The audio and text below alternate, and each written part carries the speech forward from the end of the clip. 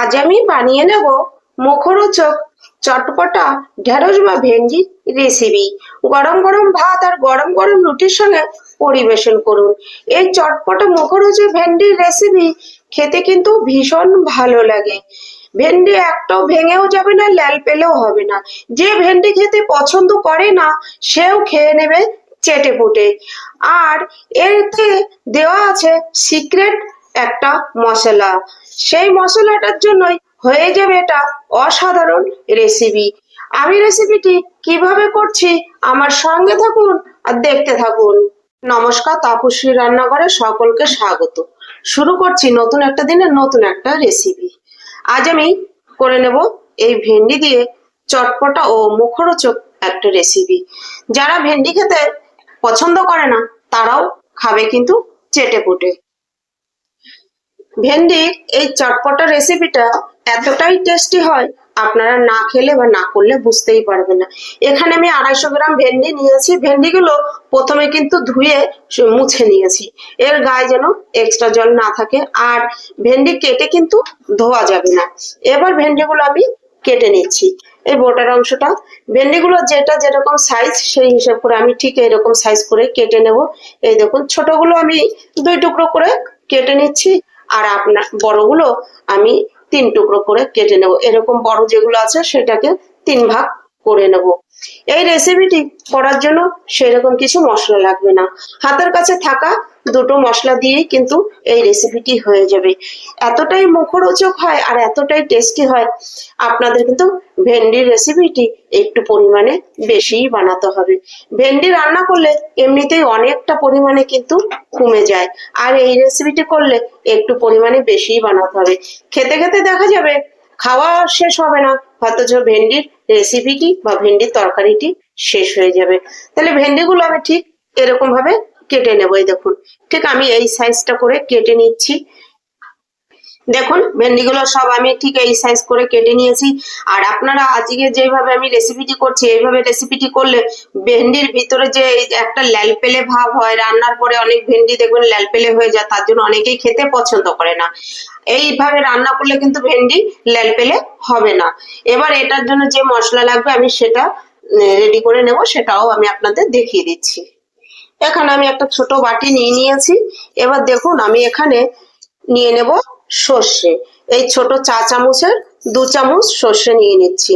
আমি কালো সর্ষে নিচ্ছি, আপনারা চাইলে 2 রকম সর্ষে মিলিয়েও সর্ষে নিতে পারেন।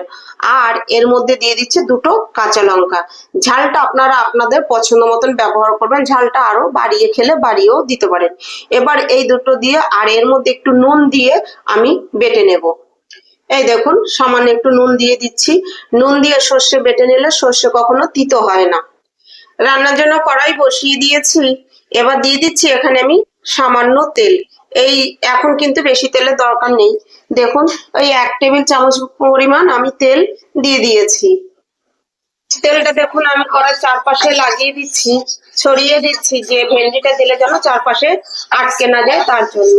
এবার দিয়ে দিচ্ছি কেটে রাখা ভেন্ডি। এবার দিয়ে দেবো ভেন্ডিটা ভেজে নেওয়ার জন্য সামান্য একটু নুন দিয়ে দিতে হবে, সামান্য একটু হলুদ। এবার নুন আর হলুদ দিয়ে ভালো করে আমি মিশিয়ে নিচ্ছি। আপনারা ভেন্ডি এই মুখরোচক চটপটা রেসিপিটি ভাত বা রুটি দিয়েই খেতে পারবেন। ভাতেও ভালো লাগবে, রুটিতেও ভালো লাগবে। আর এই চটপটা রেসিপিটা খেলে পরে পুরো মুখ একদম ছেড়ে যাবে, এতটা টেস্টি হবে।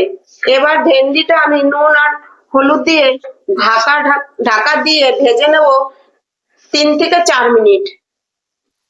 দেখুন, ভেন্ডি ভাজা কিন্তু হয়ে গেছে। এবার আমি তুলে নেব। ভেন্ডি ভাজাগুলো তুলে নিয়েছি। এবার এখানে আমি দিয়ে দিচ্ছি আর একটু তেল, আর 1/2 টেবিল চামচ তেল আমি এখানে দিয়ে দিয়েছি। এবার আমি ফোড়নে দিয়ে দিচ্ছি 1/2 চা চামচ গোটা জিরে। আমি এখানে ফোড়নে গোটা জিরেটা ব্যবহার করেছি, আপনারা চাইলে অন্য কোনো ফোড়ন ব্যবহার করতে পারেন, কালো জিরেও দিতে পারেন। আর দিয়ে দিচ্ছি একটা লঙ্কা ছিঁড়ে 2 টুকরো করে। এবার ফোড়নটা আমি কয়েক সেকেন্ড নেড়ে নেব, ফোড়নটা হয়ে আসা পর্যন্ত। এবার দিয়ে দেবো মাঝারি সাইজের একটা টমেটো, এরকম ছোট ছোট করে কেটে রেখেছি টমেটোটা দিয়ে আমি ফোড়নের সঙ্গে ভালো করে নেড়ে নিচ্ছি। এবার এখানে দিয়ে দেবো একদমই সামান্য একটু নুন, এতে টমেটোটা তাড়াতাড়ি নরম হয়ে যাবে। আমি সর্ষে বাটাতে নুন দিয়েছি, ভেন্ডি যখন ভেজেছি বা ঢেঁড়স যখন ভেজেছি তখনও নুন দিয়েছি, তাহলে সেই হিসেব করেই কিন্তু নুনটা দিতে হবে। এবার দিয়ে টমেটোটা হালকা গলে আসার জন্য 1 মিনিটের জন্য আমি একটু ঢাকা দিয়ে দিচ্ছি। 1 মিনিট হয়ে গেছে, আমি ঢাকা তুলে নিচ্ছি। দেখুন 1 মিনিটের মধ্যে টমেটোটা কতটা নরম হয়ে গেছে। এবার আমি এখানে দিয়ে দেব সামান্য একটু হলুদ। ভাজার সময় হলুদ দিয়েছি, তাই এখানে পরিমাণে কিন্তু হলুদ কম ব্যবহার করতে হবে।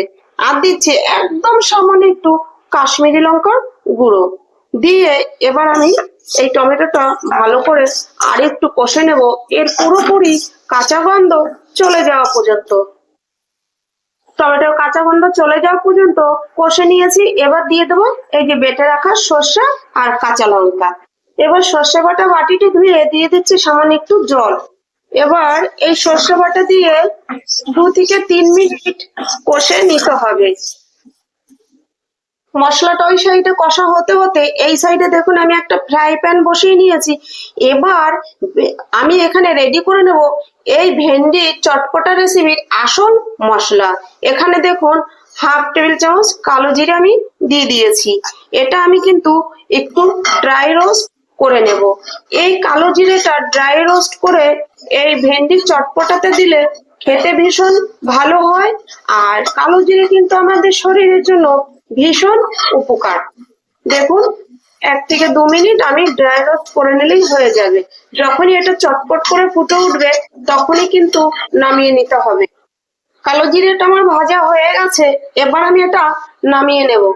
মশলা 3 মিনিট কষে নিয়েছি, দেখুন তেল ছেড়ে দিয়েছে। এবার দিয়ে দিচ্ছি ভেজে রাখা ভেন্ডি। এবার আমি মশলার সঙ্গে মিশিয়ে নিচ্ছি। দেখুন কালারটা কি দারুণ হয়েছে। মশলার সঙ্গে মিশিয়ে নিয়েছি একটু। এবার আমি এখানে অ্যাড করে দেবো, দেখুন হাতে করে সামান্য একটু জল ছিটিয়ে দিচ্ছি। এখানে কিন্তু আর বেশি জল লাগবে না, যেহেতু ভেন্ডিটা ভেজে নিয়েছি আর ভেন্ডিটা ভীষণ কচি, একদমই গলে গিয়েছে। এর থেকে বেশি জল যদি ব্যবহার করেন এতে কিন্তু ভেন্ডিগুলো ভেঙে যাবে আর সেটা খেতে বেশি ভালো লাগবে না, আর এরকম ল্যালপেলে হয়ে যাবে। আর এরকম ভাবে করলে এতে ভেন্ডিগুলোও গলে যাবে কিন্তু ভেন্ডিগুলো গোটা গোটা থাকবে আর ল্যালপেলেও হবে না, খেতেও কিন্তু ভীষণ ভালো লাগবে। দেখুন 250 গ্রাম ভেন্ডি কতটা রান্না করার পরে কত কমে গিয়েছে।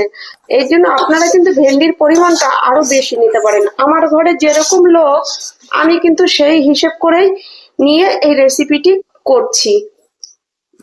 এবার আমি আর 1 মিনিট আঁচটা মাঝারি টু লো করে দিয়ে নেড়ে চেড়ে নেব। দিয়ে দিচ্ছি সামান্য একটু চিনি, যেহেতু আমি এখানে টমেটো ব্যবহার করেছি তাই চিনিটা আমি দিয়েছি।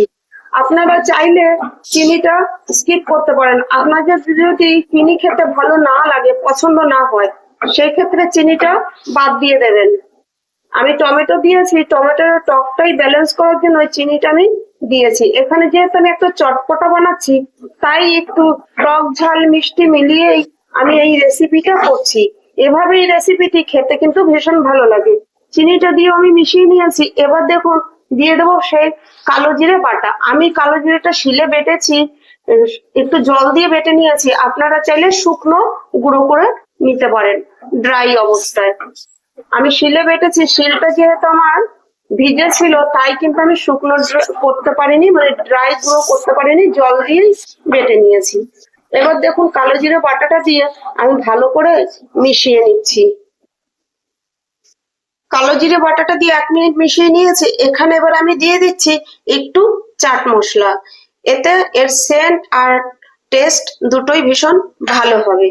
আপনাদের কাছে যদি চাট মশলা না থাকে তাহলে সেক্ষেত্রে আপনারা কিন্তু একটু লেবুর রস ব্যবহার করতে পারেন।